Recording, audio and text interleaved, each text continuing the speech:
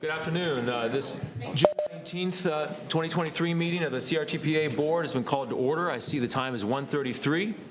Let's go ahead and do a roll call. Commissioner Lori Cox, Commissioner Hosford. Here. Commissioner Messersmith. Here. Commissioner Neesmith. Here. Commissioner O'Keefe. Here. Commissioner Nick Maddox. Commissioner Minor. Here. Commissioner Matlow. Here. Commissioner Richardson. Here. Commissioner Williams Cox. Here. Thank you. Thank you very much, ma'am. Mr. Slade, do we have any modifications to the agenda? No, sir, we do not. All right, seeing none, we'll move on to the next order of business. Public comment on items not appearing on the agenda. Mr. Slade, do we have any members of the public? I don't have anyone signed up. Okay, thank you very much. Next, we have the consent agenda. Any questions, comments? Is there a motion to approve consent? Motion. Second. Motion- I'm sorry. All right. Motion's been made by Commissioner Richardson, seconded by Commissioner Williams Cox. All in favor of the motion, say aye. Aye. All opposed? The motion passes unanimously. Next, we have the roll call vote on agenda items for the Transportation Improvement Program adoption for fiscal year 24 to 28. Mr. Slade, I'll hand it to you. Mr. Chairman, this is our annual vote of our Transportation Improvement Program. This is the document that lays out our funding over the next 5 years. I'm going to pass it off to Ms. Lex for a relatively brief presentation. A lot of good information. Thank you very much. Good afternoon. It's a pleasure to present to you the fiscal year 24 to fiscal year 28 Transportation Improvement Program for the Capital Region. Next slide. Thank you. I can. So annually we adopt the Transportation Improvement Program. It's a 5-year funding program. It assigns available funding to the specific projects and allocates that funding amongst capital, operational planning, and maintenance. The schedule of improvements is set forth in the state, by the state, it's the State Transportation Improvement Program. And our TIP, our Transportation Improvement Program, is the basis for the final STIP by the state.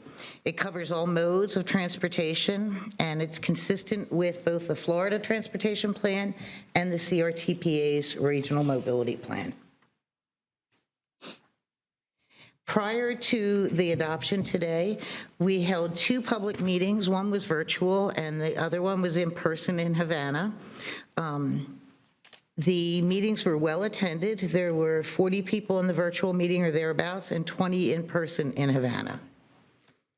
We have some public comments, by the way, also, which were included in your packet. In addition to, there's some features of the TIP. If you go on to our webpage, there's an interactive feature where people can click on projects. You can see the specific limits of the project, and it'll actually take you to street view to see where that improvement is planned. So the types of projects we have in there's phases, there's categories, there's the funding sources and the funding by county. So project types, regional trails and bike ped, those 2 actually are in our TIP as one section. That's the section B. We have aviation, transit, road, the ITS projects, which support the Regional Transportation Management Center. There's the planning program, which includes not only the CRTPA's planning expenses and budget, but also the planning budget for the Metropolitan Planning Organization Advisory Council in central office. So that's a component of as well. There's bridge and resurfacing projects. So as I mentioned, phases, we have the 6 phases of a project. Not all projects will go through these 6 phases. And you will see that projects are funded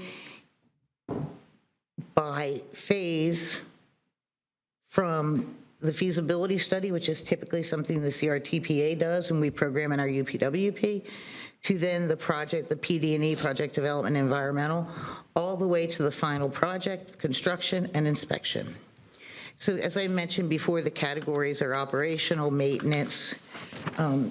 We look at the actual numbers from the largest budgeted category, which is resurfacing. FDOT is committed to maintaining the roadway, the pavement condition. It's also one of our performance measures that we adopt annually. And they have certain targets within the agency too they need to meet. So for this year, there's over $264 million in resurfacing, and that represents about 47% of the total transportation improvement program this year. Next slide. As I said, it's about 47%, and the total of that 5-year program is $562,846,466, so about $5.62 million.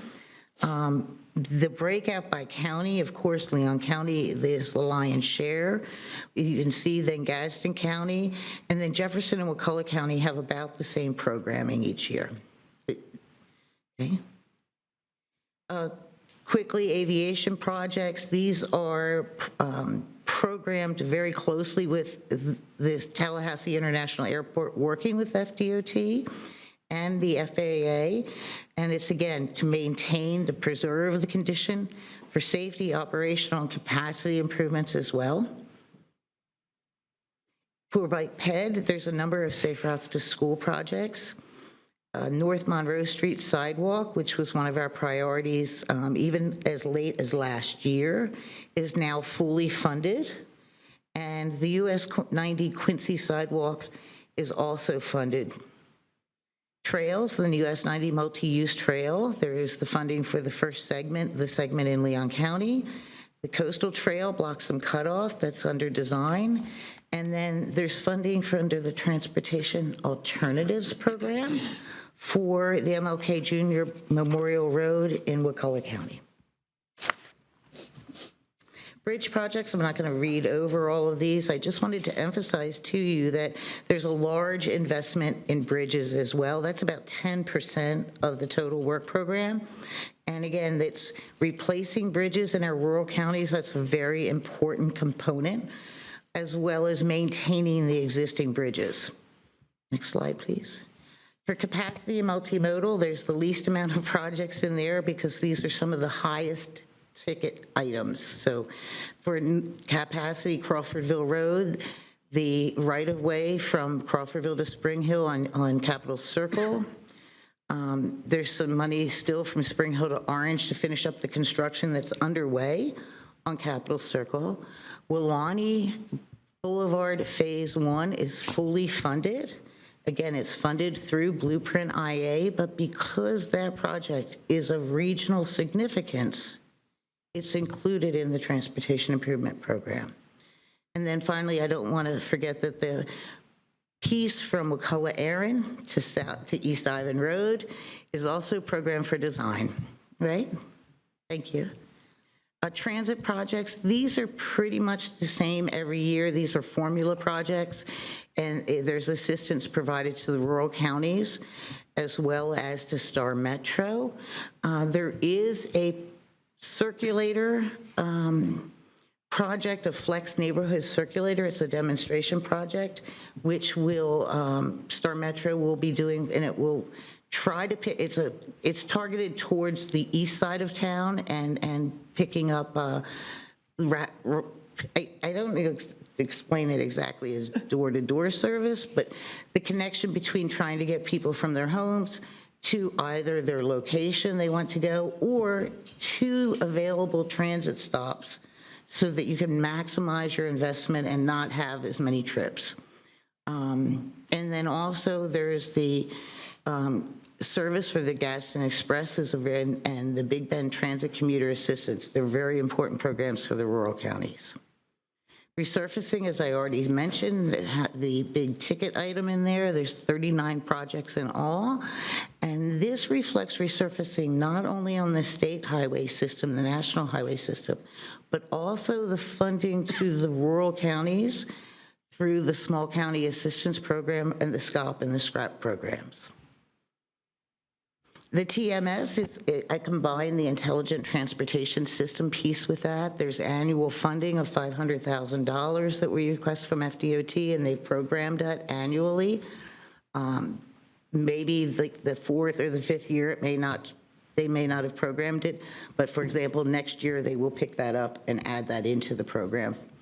And also safety improvements at Capitol Circle and Old Bainbridge Road, Blairstone New Village, Pensacola Street, and West Tennessee Street. Those are 4 safety projects identified by FDOT in conjunction with the local governments and their program for completion as well. And that leads us to the next steps. Where do we go? Well, from today, after you adopt this, please, by roll call vote, we will transmit it to FDOT, to the District 3 Secretary.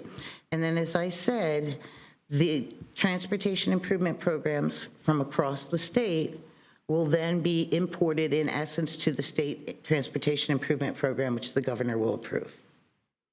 Any questions, comments? Ms. Lex, thank you very much. Any comments, questions? Commissioner Richardson? Thank you, Mr. Chairman. A couple of quick questions. The first is the safe routes to schools. Suzanne, have they determined where those will be? Pardon me, yes, they are programmed for, and I'd have to look back to say the specific schools, Okay. but they're in Leon County, and they're both county and city funded. They're funded for both by county application and city application. The Safe Routes to School is an application program where the local governments apply directly to FDOT.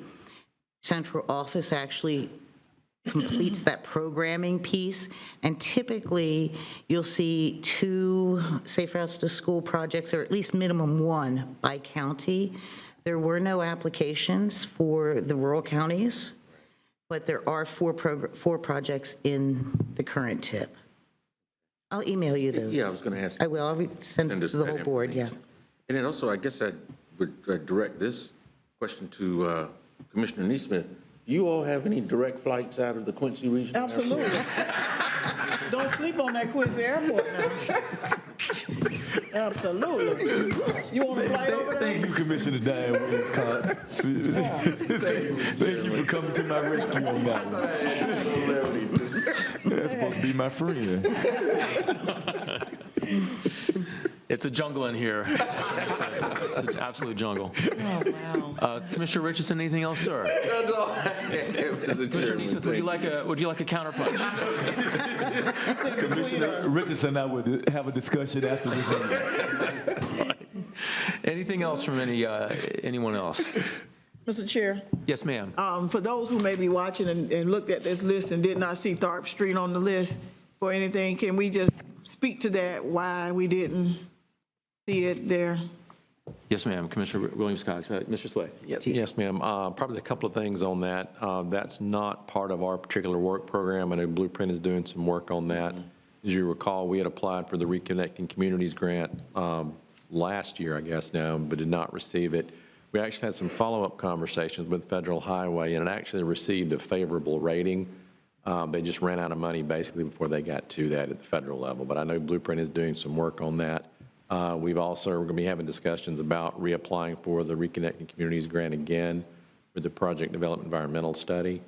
But at this point, you're correct. You won't see any money reflected for THARP in this particular document. Okay, and I just wanted to explain why, Yeah. so that if I may ask, I can explain it. Thanks. Good point, Commissioner. Thank you very much. Madam Vice Chair. May I ask Suzanne a question, please? Yes, of course. Who applies for the Safe Routes to School? The local government. Is So the it would local be government the school Wakulla board, County. or is the local No, government for the those government? construction, it's a city or a county. County. Okay. Thank you. And the school boards typically don't have the resources to actually carry those projects out, so normally it's a city or county. Got it. Anything else? Is there a motion to approve the Transportation Improvement Second. Program? All right. Motion's been made by Commissioner O'Keefe, seconded by Commissioner Richardson. Anyone opposed? No, this will be a roll call. Oh, sorry, Yes, roll my mistake. I have to conduct the roll call, please. Commissioner Hosford, Aye. Commissioner Messersmith, Aye. Commissioner Neesmith, Yay. Commissioner O'Keefe, Aye. Commissioner Minor, Aye. Commissioner Matlow, Aye. Commissioner Richardson, Yes. Commissioner Williams Cox. Aye. Thank you, unanimously passes. Thank you very much, ma'am. Mr. Slade, next item under order of business is the CRTPA Safe Streets and Roads for All, SS4A Action Plan. Yes, Mr. Chairman, just touch briefly before I hand it off to Jack. This is the culmination of the work, if you recall, we started last year related to the Safe Streets for All program. That's a new program out of the bipartisan infrastructure legislature.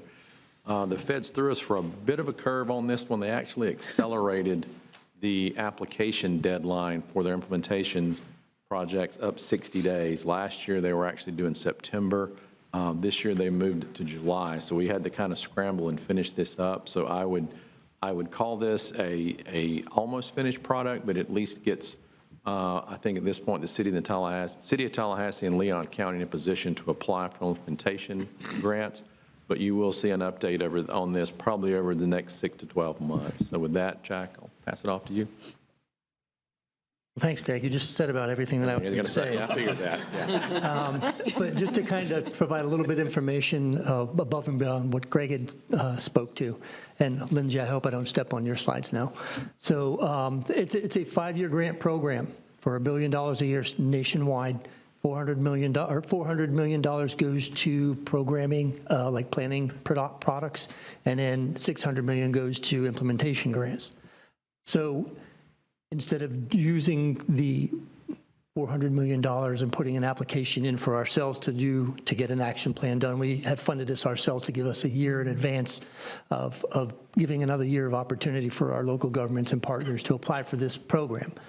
So Greg spoke that this is due on July 10th. So we're working with our local governments, and what will end up happening is once it's approved, we'll provide it to our partners and put it up on our website so they have access to that, because it's an important part of what they have to go through, an important document before they can do the implementation grants.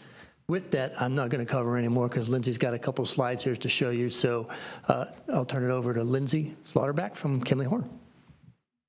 Thank you. Can you guys hear me okay? Okay, so Jack and Greg also went over a little bit of the project background, but as you know, the Safety Action Plan is part of the Safe Streets and Road for All program out of USDOT. We started last September, wrapping it up in a little less than a year, kind of a lot less it feels like. And the plan integrates a long-term safety goal of 0 traffic fatalities and serious injuries by 2040, which I believe you're all aware of. So some key information about the Safe Streets and Roads for All program is that federal grant program, $5 billion, major focus on safety and equity. And then in order to apply for implementation funds, you have to have a safety action plan in place. So that is the goal with the adoption today. So a major part of the plan document is the safety analysis. And we did a robust crash historical crash analysis using Signal 4 analytics from 2017 to 2021. We're aware that 2022 data is now available, but given that we started at the end of last year, we didn't have that yet. So this is what we're working with. During that time, there were 279 fatal crashes in the region, 969 serious injuries, and 30% of those involve vehicles leaving the roadway, which means that if the vehicle is driving down the road and it leaves the lane of travel for any reason, leaves kind of the established roadway, and crashes with a pole or overturns, that is leaving the roadway. So here you can kind of see it mapped. Most of the crashes are in the Tallahassee city limits in Leon County. They're spattered out throughout the region on major arterials, but really concentrated in the urban area. Here we have the mapping for pedestrian and bicycle fatal and serious injuries, and you can see again, it's very concentrated in Tallahassee and Leon County. So we did a number of different analyses. They're listed here, and they're also in the plan as well. So that varies from crash type to what time it's occurring and how it's occurring. And then we did county crash summaries as well. And those are listed here. So as you can see now, numbers-wise, a lot of it is in Leon County. Second is Gadsden County. In the plan, we have a little bit about alcohol use. So that's detailed there. And then there are robust county summaries in the plan.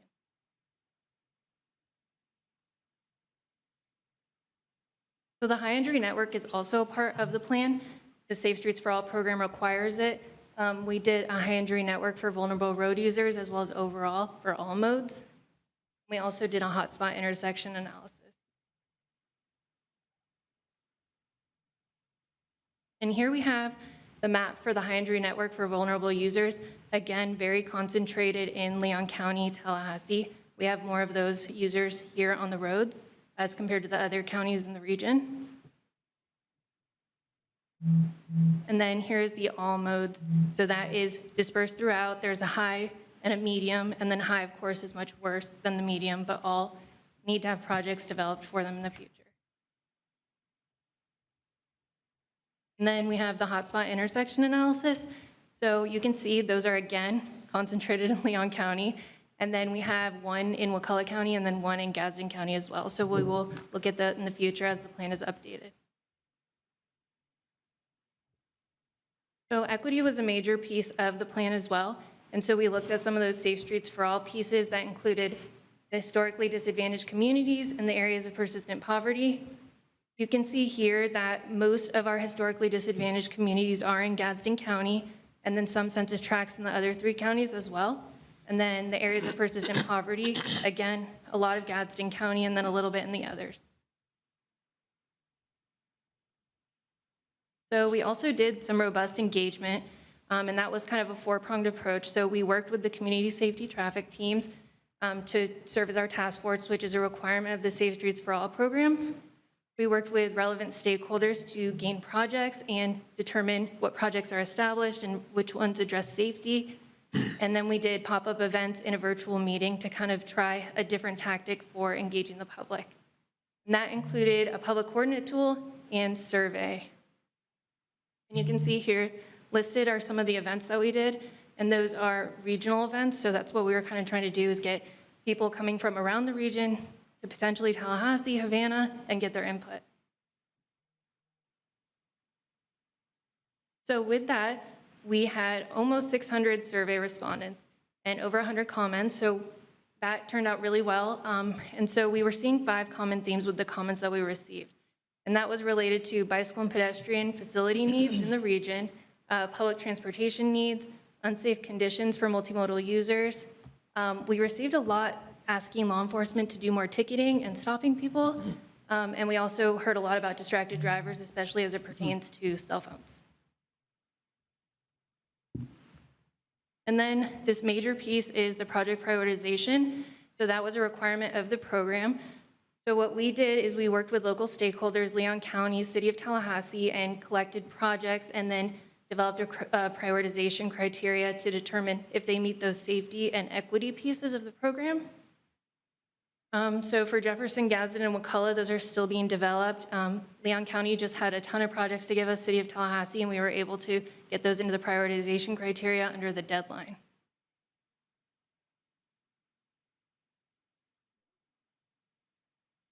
So like I said, there was some criteria. There was safety, equity, and multimodal, and then we did public engagement as well. So the equity and safety data that pertained to Safe Streets for All was more heavily weighted to bring those projects to the top. So normally we would have developed projects for the high injury network, which we plan to do, but at this phase, we just took those projects and then prioritized them and then have that list now, and they're existing projects. So what we did was we took anything that scored 10 points or higher, and we put them into alphabetical lists in the plan, and that totaled 52 projects, and those include City of Tallahassee, Leon County, Blueprint, and then FSU and FAMU each contributed a project. And so here we have a list, and this is just the top 2 projects from the list in the plan. If you want to see the full list, it's in there. And then all 600 projects that we prioritized will be in the appendix as well. So here you can kind of see airport gateways up at the top, and then this is not really prioritized by any means, but it just includes some of the projects that were given to us. So additionally, we have some strategies and principles that we included in the plan, and this is to kind of help with implementation and addressing that safety concern moving forward. So these strategies, they identify responsible parties, timeframes, and metrics, and they fall into these groups from the Safe System approach, which is part of that Safe Roads and Streets for All, Safe Streets and Roads for All, what, mouthful. So there's safe people, safe speeds, and safe roads, and they pertain to, keeping people safe, having design standards that make sense for safety, and then addressing the speeding concerns, which I know we've all heard about. And then finally, we have progress and transparency. So we have some goals and objectives related to these 4 main ideas: advocacy, data maintenance, plan implementation, and then transparency and reporting. And these are generally going to be for CRTPA staff, for you all, and for the CTSTs to use as a guide to make sure that things are moving along and being implemented. So with that, I will take any questions about the plan. Thank you. Ms. Lauterbach, thank you very much. This is a good presentation, a great report, I thought. I thought it was very informative, comprehensively done. Thanks very much to you and your team. Just recently, I think it was in today's paper or yesterday, it was noted that we've had 4 fatalities in Tallahassee in just the last month. So this is very topical. It's using data from before, obviously this last month, of course, but I think this is on the minds of a lot of people in our community in Tallahassee. And this safety action plan, I think, will go far in helping us address this problem. And I overheard Commissioner O'Keefe saying to somebody before the meeting started about how the emphasis on equity was something that was very much appreciated by him, and I agree with that too. So I don't want to take anything away from anything you might say, but the focus on historically disadvantaged areas and taking a look at the poverty within the jurisdiction, I think, is really helpful. A quick question. You showed at the first third of the presentation, or you had a couple of images of a heat map of traffic injuries and fatalities? Yes, perfect. That's not interactive, is it? Can we zoom in and get a zoomed in? No, not right now. This is a PowerPoint slide. But is there a place where we can go to, like, an interactive version of this and take a look at this in more detail? Not currently, but it's possible. We do have kind of it's not necessarily internal, but CRTPA and then some of the stakeholder partners, we've been able to put all the project data and the criteria in a map. So it wouldn't take a lot to put this heat map on there as well. Okay, all right, thanks. I saw the look in your face. I think, how am I going to zoom in on this PowerPoint I know, slide? That's definitely not what I meant, but I appreciate it. And again, thank you for this report. This is really well done, I thought. I have Mr. Richardson. Anyone else in the queue? Commissioner O'Keefe. Thank you, Mr. Chairman. I do want to highlight the fact that you all did include in your analysis those areas that are high poverty and disadvantaged, because typically those are the areas where people don't have transportation and they're forced to walk to grocery stores and other public amenities in the area, and so are more likely to be involved in those kinds of fatal crashes. So thank you all for that, and we look forward to working with you in those areas that have been identified here in the city of Tallahassee and Leon County. I guess the question I had, and Greg, it may go to you. I know we've had a lot of discussion about the widening of Orange Avenue, from Spring Hill, well, that from I guess Capitol Circle Southwest over to Wanish Way and to Wanish Way. Yes, sir. And I've often brought up the fact that I still remain very concerned about that segment from Spring Hill Road west to Lake Bradford Road north or south as you're going to the airport, because there's no sidewalk. I see people walking along there in the bicycle lane all the time with bags of groceries, or they're crossing the street to go over to the service station, either to catch the public transportation or, to buy whatever they buy at the grocery store. And so I don't know that there have been any fatalities or crashes in that area, but I tell you, I'm through there so often and I see kids and adults walking along that bike path, and I don't know if that area would qualify for this funding, or how we might be able to address that maybe a little more rapidly than the other areas of that Orange Avenue corridor. This is in the Liberty Park area, if you all are familiar with that part of town. It's right there at Liberty Park, and it's a residential area. Like I said, there are kids that walk along there and adults that go up to the Piggly Wiggly, actually, and walk with bags of groceries. And so I'm always concerned that if nothing has happened at this point, God forbid that it does happen. And, and like I said, we've had that talked about conversation Liberty before, Park because quite a there's bit. no sidewalk, even for a crosswalk, for people to cross going over to the bus stop. Right. Lindsay, can you pull the high injury network map back up? I think Commissioner Richardson, in particular to Orange Avenue, I guess I would say luckily it doesn't show up on the high injury network, Right, which on the right, one hand is a right. good thing. And that's one of the things that we learned through the first round of implementation projects that got funded out of this particular program is the feds were highly focused on this high injury network. Okay. So I think, and that's one of the things, if you recall, you all approved some funding, I believe, last month for us to move some of these corridors into further study to come up with some solutions. Okay. As it relates to Orange Avenue, of course, it's under design right now. Yeah. But in all honesty, and we've talked about this before, we're still probably 15 years or better before that road gets built. Right.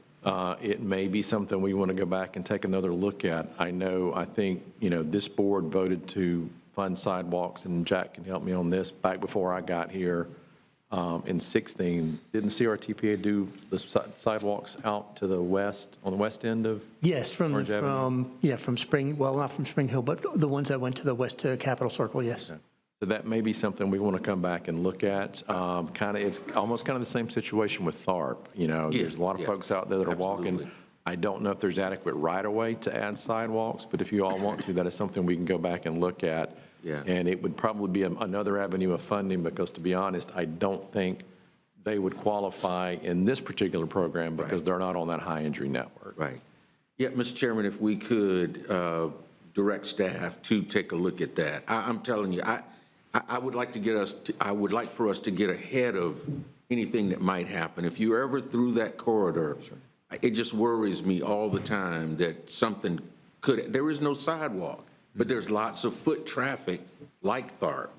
And so if we could direct staff to at least take a look at that and see what they might be able to recommend.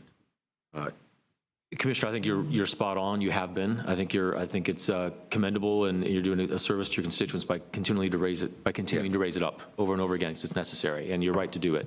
Would you like to make that in the form of a motion? I would. I move that to direct staff to take a look at that particular corridor and see what we might be able to do to address those I pedestrians. second it. All right. Motion's made by Commissioner Richardson, seconded by Commissioner Williams-Cox. Anyone opposed to the motion? Okay, so the motion is passing unanimously. Thank you very much, Commissioner Thank Richardson. you, Mr. Chairman. Anything else from anyone? Yes, Commissioner O'Keefe. Thank you, Mr. Chairman, and thank you to all the staff who worked on this. This is an issue, as Chairman Minor has said, that as we see more and more news reports of people being seriously injured or killed, whether walking or biking, it's an issue I've heard a lot about from constituents, and went into this looking into it, not expecting to have so much done. And I met with Greg and staff to go into the Safe Streets for All program in detail, and I was of course, I always want things faster. I always want this already in place now. However, this is exactly what we should be doing. Data-driven, looking at the high injuries, factoring in equity and historical disadvantages, and then doing so in a way that maximizes our ability to draw down federal dollars for this. And so I just appreciate that. It will not take more of your time. Thank you.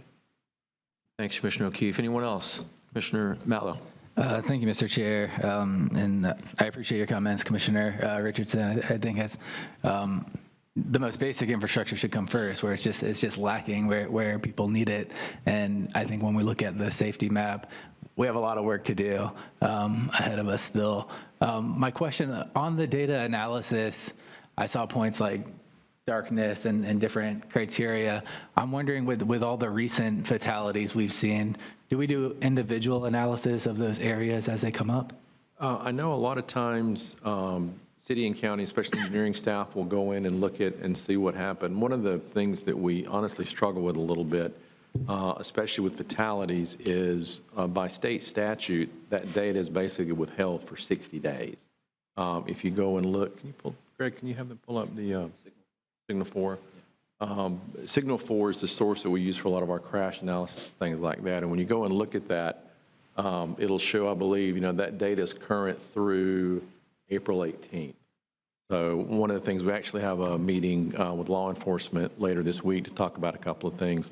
That's one of the things we're going to talk to them about, is to see whether or not we can get access to that crash data a little sooner. Since we are an agency that deals with safety, we are allowed to get it. It's just a little bit more difficult. But the direct answer to your question is, I know local staff will go out and look, especially if there's a fatality, to see if there's anything, or a lot of times they will. They may not do it every time. They will go out and look and see if there's something physical related to intersection geometry or sight distances or things like that. So that is something that a lot of folks take a look at, when these crashes do happen. Okay, yeah, excellent. I just wanted to make sure we were doing that individually. I mean, patterns are great, but if we can avoid a pattern by spotting something in advance, that's even better.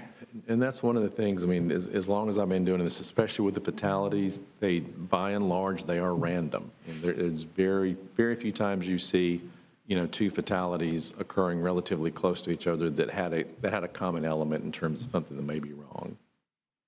Thank you, Mr. Chair. Thank you, Commissioner Matlow. Anything else? Oh, Commissioner Williams-Cox, sorry, ma'am, go ahead. Thank you. I wanted to say that 100 years ago, I worked in the DOT safety office. And one of the things that we did there was employed students to get those accident reports and to input them into the system. I'm sure it's much more sophisticated now because this was before GIS. And we began, it has metamorphosed into this, okay. So like I said, before there was electricity, that's what happened. I wanted to go back to the projects that were reported from the different counties and the criteria. It seems like, and maybe I misunderstood, it seems like City of Tallahassee and Leon County provided some information in our projects are kind of front-loaded in there, but you're still gathering information from the surrounding counties, Gadsden, Yes, Jefferson, and, okay, and what's the timeline on that? And go ahead, what's the timeline? That goes back to, like I mentioned earlier, the next probably 6 months to a year. One of the things we found that is, especially with the City of Tallahassee and Leon County, they've got several hundred sidewalk projects. They had a readily available list. The other counties didn't have anything that we could easily work into this program because they weren't necessarily in those high injury networks. Okay. But that's something, like I said, that's where the feds backing up the day on the implementation applications this year kind of messed us up getting to that part of it. But that's what we want to do over the next, I'd say, 6 months to a year.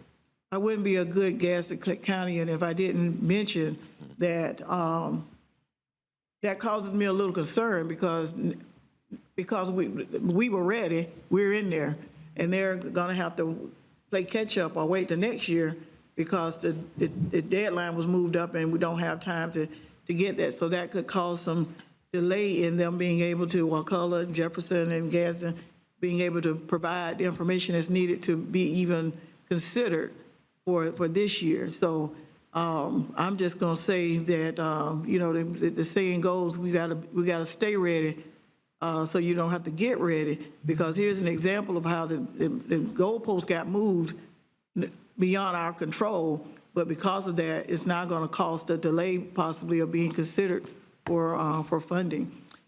If I could point out too, we have an added challenge with Wakulla County and Jefferson County, and we've talked with both counties about this. They're not actually LAP certified, which allows them to do federally funded projects, but we've had conversations with both of them about ultimately trying to get those LAP certifications. So that's just an added twist. Gadsden County is already LAP certified, I believe, on a project basis, but neither Jefferson or Wakulla County are.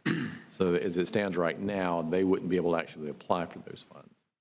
And then there was a slide that you put up that showed the 4 counties and showed the different accidents or what have you, and then the percentage of which ones were related to alcohol and to some other things were right here. So, looking at numbers, of course, there would be more in Leon County because you got more exposure. But when I look at Gadsden County and I see that there are 229 serious injuries and 21% of those involve alcohol use compared to 13% in Leon County.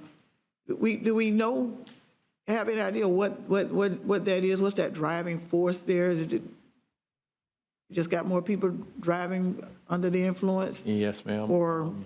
and being involved in an accident or what have you? Yes, ma'am. That's just kind of the way the numbers fall out. And I'll be honest with you, I think we're a little surprised to see it was this low. If you would have asked me, I would have guessed somewhere probably in the 30 to 40% range for most of these counties. So not that that's necessarily a good thing, but I think it's better than what we anticipated it was going to be. So in these instances, is there, do all of our counties have some type of education, safety education? I know that may not be the purview of this organization, but somebody's talking to residents and individuals to promote safety, to try to even drive the numbers, if you thinking they're low, drive them down even further, to try to get to zero, net zero at some point. And yes, ma'am, that's actually, as Lindsay mentioned earlier, we work with each county has a community traffic safety team. That's who we reached out and worked through developing all these this plan through those CTSTs, as we call them. They're really usually the first kind of frontline folks that are out there on a daily basis. So that's something we didn't specifically address alcohol-related education, but that's something we can go back and take a look at. Okay. All right. Thank you. Thank you, Commissioner Williams-Cox. I'm just thinking out loud here, but, Chris, maybe you and I could talk with some of the ARPC board at our next meeting and see if maybe ARPC might be able to help out with some of the other counties, aside from Leon, apply for some of the funds for the implementation grant. Would that be something that would be a function? Chris and I have talked about this before. It's definitely an issue. There's a lot of hoops to go through to get lap certified. Chris, I don't know if you want to jump in here anytime. Yeah, we looked into lap certification with DOT, and it's one of those things where some RPCs have explored it. It's difficult. You have to have an engineer on staff, that's not a problem. But the liability issue is, and we worked with DOT for a while, and they actually were the ones that kind of talked us out of it. Gotcha. He said, "Are you sure you really want this? This is..." Especially when you get to the construction piece of it, it is incredibly detailed. And I mean, the planning part, we've actually been lap certified for planning projects, but when you get to a construction project, that's a whole nother deal on lap certification and the paperwork and things that are required for a federal project. All right, sounds good. That makes sense. Just looking out for you over in what color, that's all. Maybe Commissioner Hosford and I could be lap certified since we're only 32 miles apart and get the ball rolling for that segment. But I don't think that we want to go down this trail, but I trying to make it work. Greatly appreciate it. All right, thank you. Any other comments or questions? Last month I heard on Facebook that there was someone who had been hit and run just very close to my house, and it was at night. It had been raining, and I drove over there to see what was going on and check it out, and I just missed the ambulance leaving, but the police were still there and still interviewing the witnesses that had seen the collision, and in the end, it turned out that person passed away. That was one of the 4 fatalities that we read about that the paper referred to the other day. It's a serious problem. And, the fact there have been a lot, it seems a lot recently, I think puts that at the forefront of our mind. But one thing that I feel good about after, this agenda item is that, the federal government with the $1 billion, the efforts of CRTPA and Kimley Horn doing the outstanding job on the report, we're doing a lot of work trying to understand where the safety issues are, target them, and then have a process that's well-defined to help us try to address those. So we have a problem with pedestrian injuries and fatalities on our roads, but this action plan helps us identify where those are and gives us a good plan for trying to address them. So, Mr. Chair. Yes, Commissioner Williams-Cox. To that point, now we cannot assume that every fatality is the result of an unsafe street. It's true. Because many times, as we see when we're driving ourselves, folks just get out in front of you, and sometimes it just happens. So I'm not blaming anyone. I'm just saying we cannot assume that these fatalities are the result of our streets not being safe, or there's a safety issue. When someone walks in front of your car and they're not at a crosswalk and they're not on the light, that's where the education, I think, is really needed to know when is it safe to cross the street. And then for the driver to, when I learned to drive in Quincy, I was told, you got to drive for the other people too. You got to pay attention. But we're so busy nowadays and doing all kinds of things that we as drivers need to also be reminded to look for the unexpected, because it could happen. Yes. And so, so many times. So we just can't assume that it was an unsafe street that caused that. No, that's correct. I totally agree with you 100%. And the action plan, though, helps us identify which ones might be something that we can improve upon from an infrastructure standpoint, right? And the other thing is, I'd turn the other half of the coin on what you just said, which is that if you're a pedestrian crossing the street, don't assume the car's going to stop. Make sure you see them start to put on their brakes or stop fully before you walk in front of a car. I mean, it's part of it, falls upon us as pedestrians too, just to be extra aware and put the phone down as you're crossing the street and look around. I saw someone just before this meeting on a bike coming down Duval the wrong way in front of a car. So I think he pulled out right after me, and he was coming down the hill against traffic on Duval. He was going the wrong way on a bicycle. On the outside lane. All right. Commissioner, thank you very much, Williams-Cox, for that comment. You're right. We all need to be very aware of whether we're in the car or on a bicycle or walking, just be extra aware of our environment. Commissioner Richardson. Thank you, Mr. Chairman. Just to add to that conversation, if you look at the numbers, I mean, you look at the high number of fatalities that were attributed to a vehicle leaving the roadway. So that means people were walking on the sidewalk or where they should have been walking, and the vehicle, either they were under the influence of alcohol or distracted by a cell phone, but they left the roadway to cause that Commissioner, just real quick, I just want to clarify that's just those types of crashes. That's not necessarily a bike and a pedestrian crash. Oh, okay. Oh, okay. I got you. That includes cars running off the road, hitting a turning over, things like that. Yes. I just want to clarify that. And look, it's happened in Hamilton County twice in a week. The chief of police was killed in a car accident, avoiding something. And then a young lady, well, she's young because age is similar to mine.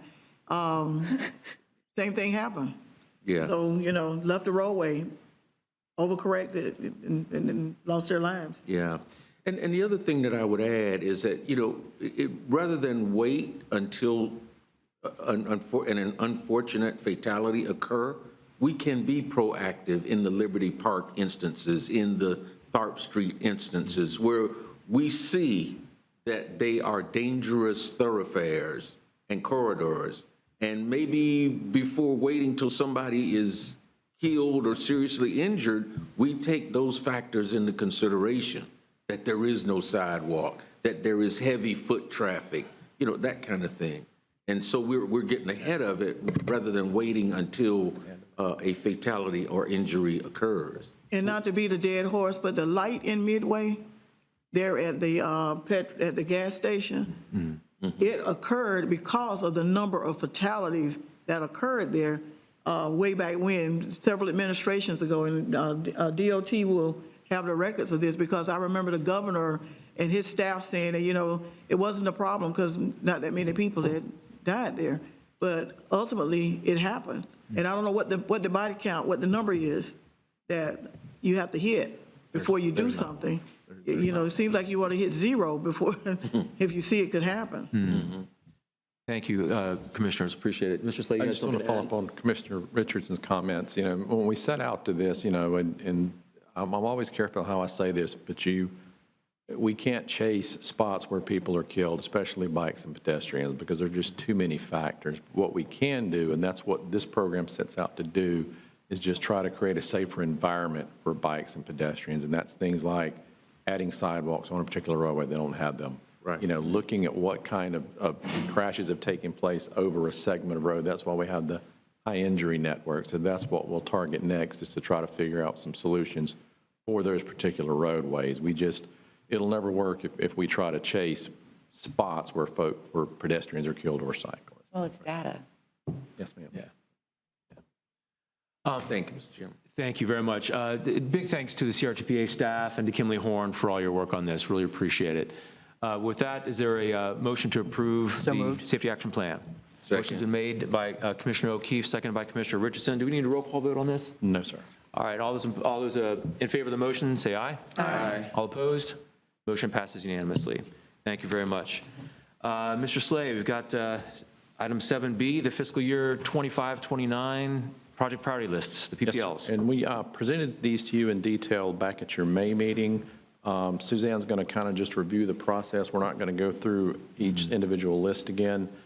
We did make a couple of changes, and then I have a couple of comments on list number 8. We found a mistake in that this morning. That's what we passed out to you here today with the pink and the blue. So Suzanne? Thank you very much. As I said, he said we did present these priority lists in the previous meeting. Therefore, I'm only going to focus on the changes and the addition. The meeting outreach for this project, or for the PPLs, was the same as it was for the development of this year's TIP. We do those in conjunction. And these PPLs, the adoption of the project priority lists, set the stage for the development of our projects in the FDOT work program. So we transmit the PPLs to FDOT, they meet with us, we work with them, they have available funding, we have projects, we put those two together. And typically, it is projects on that priority list that are funded, with the exception of some minor safety improvements. For example, as we mentioned earlier, safety improvement on intersection improvement and the safety improvement for example, we had the one for NIMS Middle School on there. That was funded by FDOT. It was not in the work program. We didn't see it in the TIP.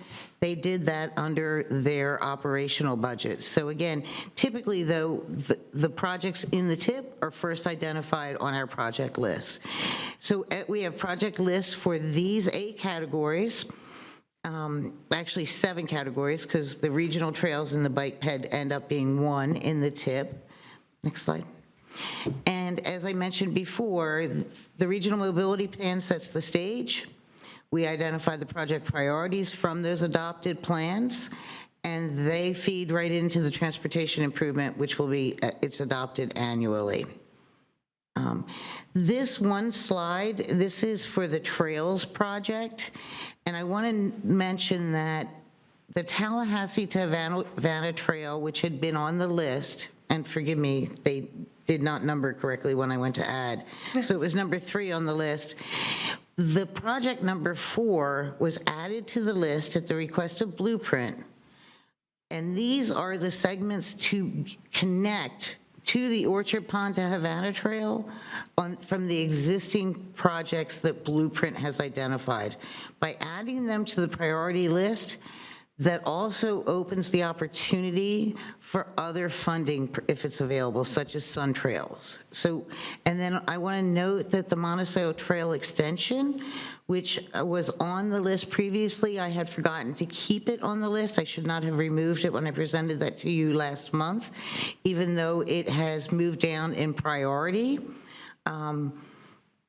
And other than that, that's the only change to this. And then the next change is actually a brand new list, which Greg will speak to, I think, quickly. But this is telling FDOT that we get our urban attributable money annually. We want to ensure that we have budget for planning and operations from that money annually. So we're just basically saying every year we want to make sure that there's money programmed in our UPWP. And then also there's a new urban area allocation, which is based on the carbon reduction funding.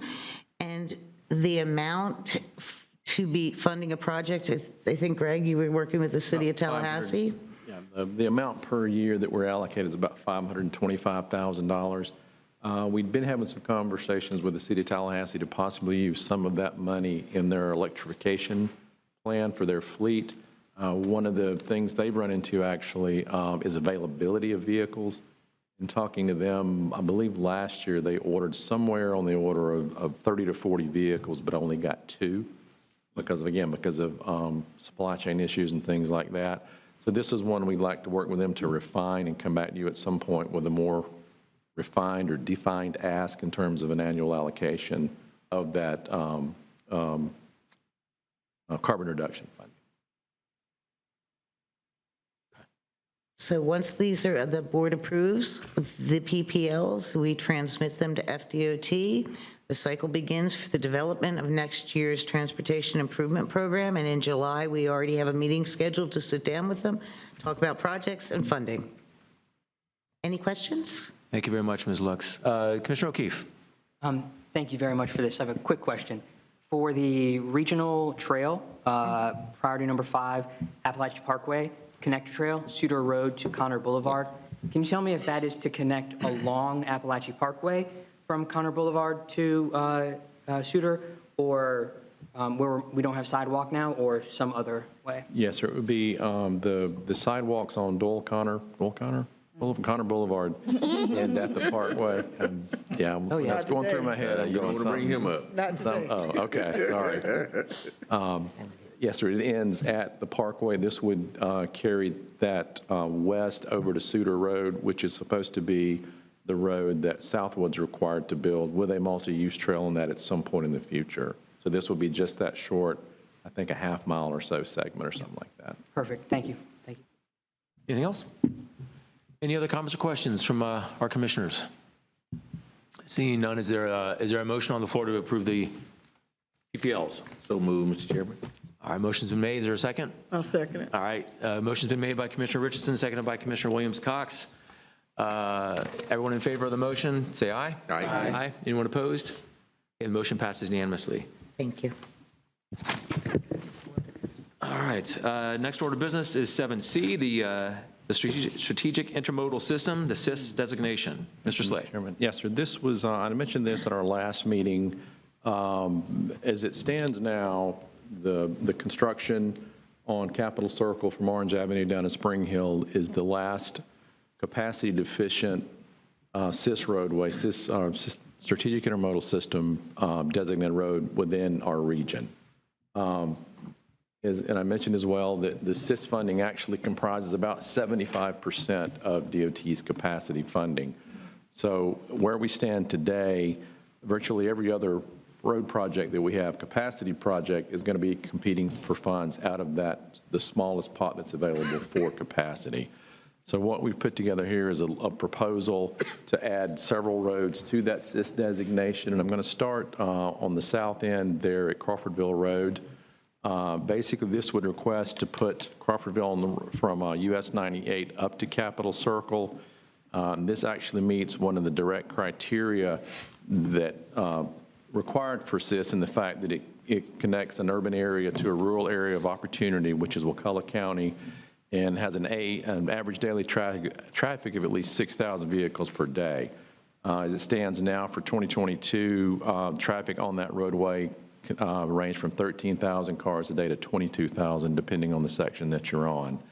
The next piece would be Capitol Circle Southwest from Spring Hill Road, which would be the end of the current construction project, to Crawfordville Road. This satisfies a couple of the criteria, more so that it keeps a continuous connection and also connects to the Tallahassee International Airport. Coming back around to the east and circling back up to I-10, we're requesting to put Capitol Circle, I'm just going to call it east, on there. This provides access up to I-10, of course. This would allow for SIS funding to be used primarily on Mahan at Capitol Circle and maybe in the future as well, Wulani and Capitol Circle. Those are our two biggest congested points on Capitol Circle. The fact that Capitol Circle is already 6-lane, basically that's all the lanes it's going to get and probably will need in any of our lifetimes. The next piece, this one's more of a long shot, I'll be the first to admit. This is US 27 from I-10 up to the state line. This satisfies another criteria of connecting urban areas outside the state. Bainbridge is not necessarily a large urban area, but it is classified by the Census Bureau as an urban area.